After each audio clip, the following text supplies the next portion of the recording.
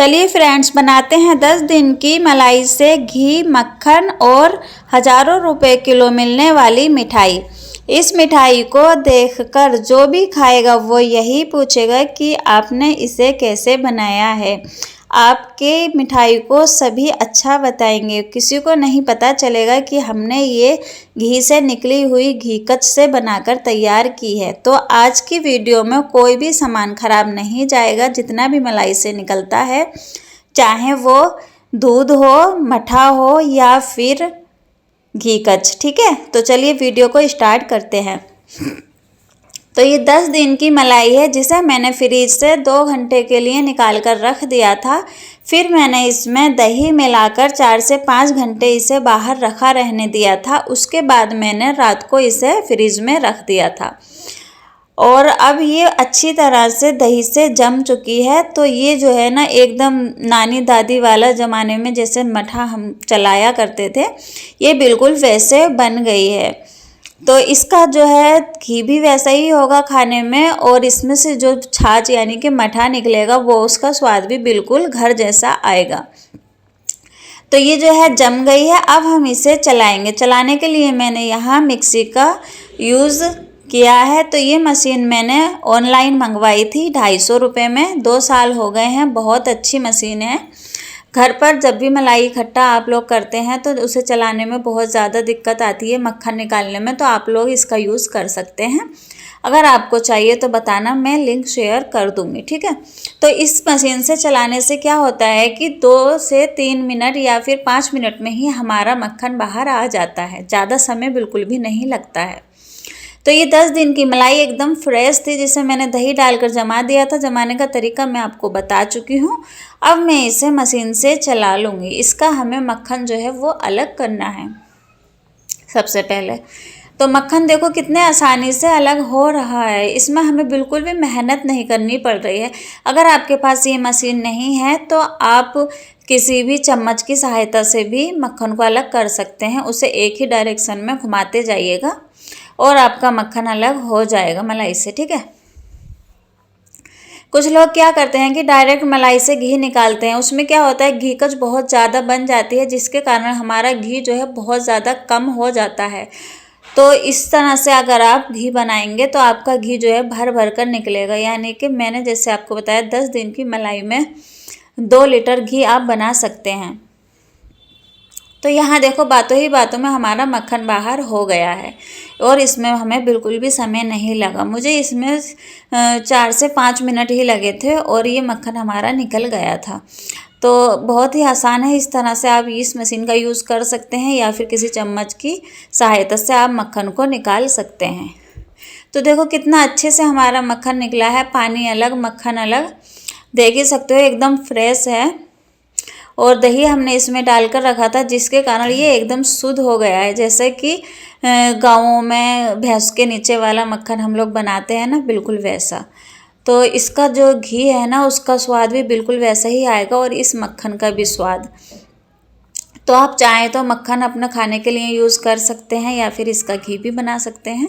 तो मैं इसका घी बनाऊंगी। ठीक है, तो इस तरह से देखो कोले बनाकर मैं निकाल लूँगी। तो ये 10 दिन की मलाई है और आप देखिए कितना भर भर के इससे हमें मक्खन निकला है।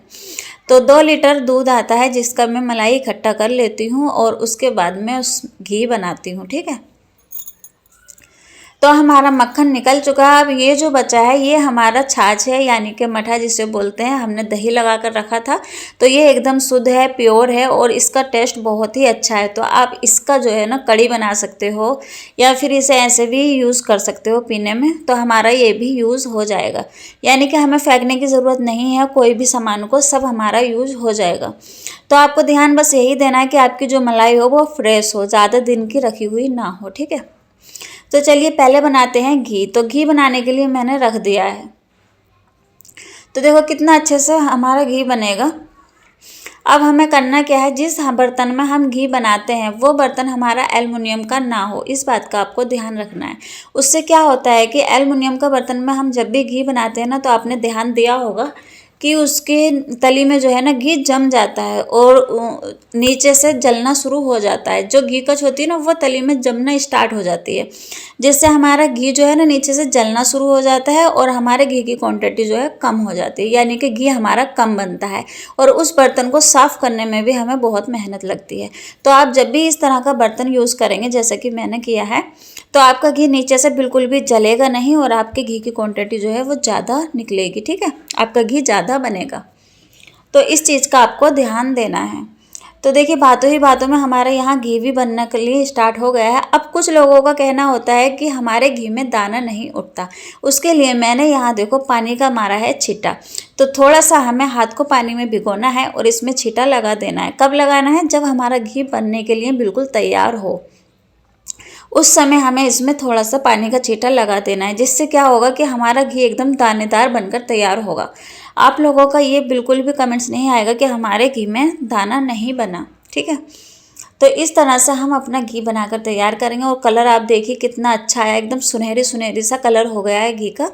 तो ये बिल्कुल अच्छे से हमारा बन चुका है। हम यहाँ पर अपना गैस को बंद कर देंगे, मैंने कर दिया है, और इसे हम थोड़ी देर के लिए ठंडा होने देते हैं। ठीक है, तो यहाँ देखो घी हमारा बिल्कुल ठंडा हो चुका है। अब हम इसे बर्तन में कर लेते हैं और आपको दिखाती हूँ कि कितना घी हमारा बनकर तैयार हुआ है।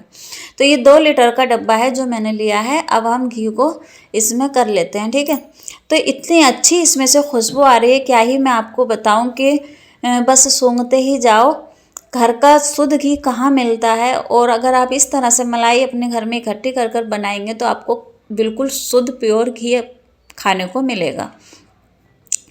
तो इतनी अच्छी इसमें से खुशबू आ रही है, बहुत ही बढ़िया।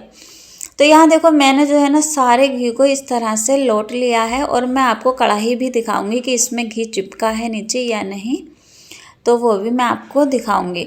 तो कलर देखो घी का कितना अच्छा आया, एकदम सुनहरी सुनहरी सा हमारा जो घी है ना एकदम दानेदार बनकर तैयार होगा।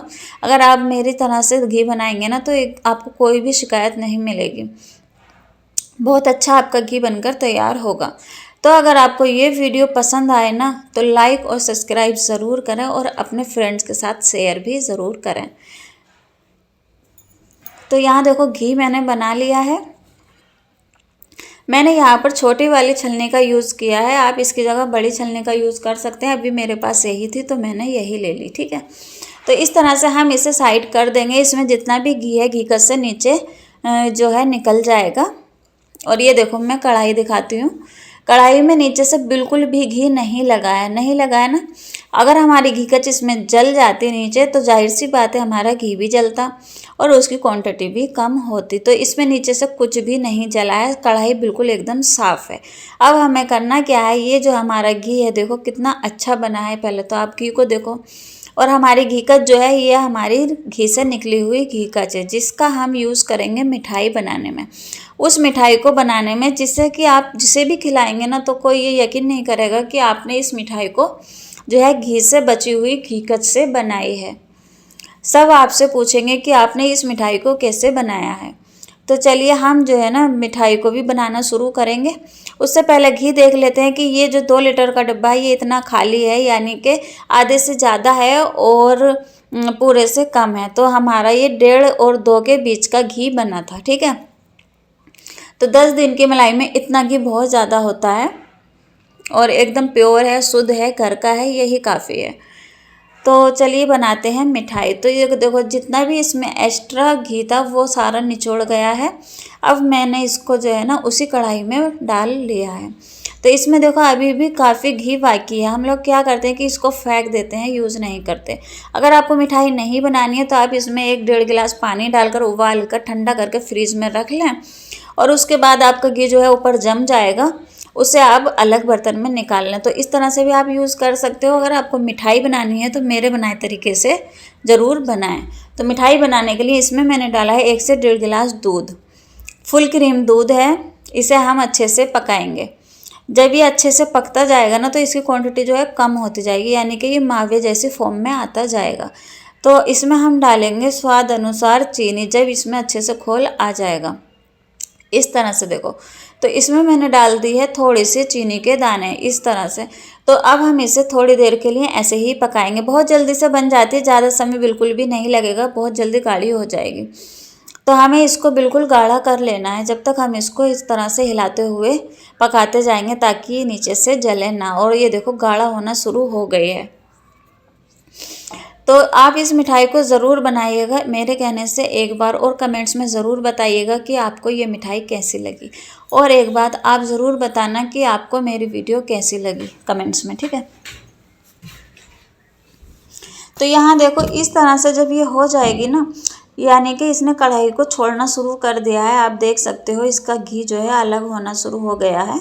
तो बस हमें इसे इसी तरह से पका लेना है और गैस को हम बंद करेंगे। इसे थोड़ी देर के लिए ठंडा होने के लिए रखेंगे, ज़्यादा देर नहीं, थोड़ी सा इसे हमें ठंडा कर लेना है। जब ये इस तरह से पैन को छोड़ने लग जाएगी, ठीक है। ठंडा जब ये हो जाएगी ना, उसके बाद हम इसे जमाएंगे अलग बर्तन में। तो मैंने इसे थोड़ी देर के लिए ठंडा कर लिया है। ठंडा करने के बाद अब मैंने ली है यहाँ पर एक प्लेट जिसमें हम इसे जमाएंगे। तो ये देखो इस तरह से कितनी गाढ़ी हो गई है। और जब हम इसे जमा देंगे ना, तो ये एकदम बर्फ़ी की फॉर्म में आ जाएगी, यानी कि जैसे हमारा मिल्क केक बनकर तैयार होता है ना, बिल्कुल वैसी हो जाएगी। तो इस तरह से हमें फैलाते हुए इसे जमा देना है। बहुत ही बढ़िया हमारी मिठाई बनेगी। आप देख ही सकते हो इसमें कितना दाना है, एकदम मिल्क केक जैसा, जैसे कि हम बाहर से लाते हैं ना खाने के लिए, बिल्कुल वैसा। और इसमें से इतनी अच्छी खुशबू आ रही है ना, बहुत ही ज़्यादा अच्छी। और आप इसे इसी तरह से भी खा सकते हो और चाहें तो इसकी जमाकर मिठाई भी बना सकते हो। तो मैंने इसे सजाने के लिए यहाँ ले लिया है बादाम। तो बादाम की मैंने कतरन काट ली है और इसे मैं सजा रही हूँ, जिससे कि ये देखने में बहुत ही ज़्यादा अच्छी लगेगी मिठाई।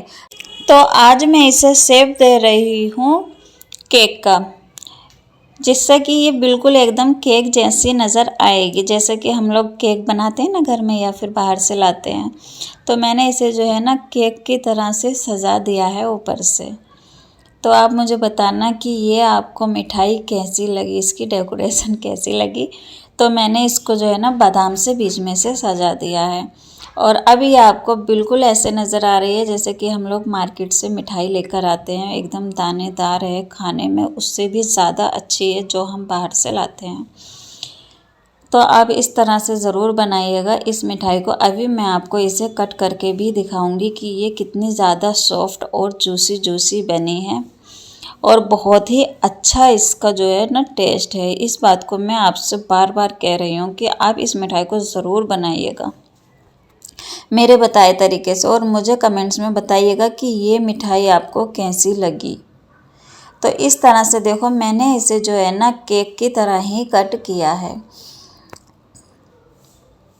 और इसमें कितना ज़्यादा जूस है ये आप देख सकते हो, एकदम मुलायम बनी है, जूसी रस से भरी हुई है। जैसे कि हमारा मिल्क केक होता है ना, बिल्कुल वैसे ही इसका स्वाद आएगा, उससे भी अच्छा इसका स्वाद आएगा खाने में जब आप इसे खाएंगे। तो देखो कितने एकदम जूसी दानेदार बनी है मिठाई, ये तो आप देखकर बता ही सकते हैं। अब मैं इसे आपको तोड़कर भी दिखा देती हूँ कि ये कितने अच्छे से बनी है।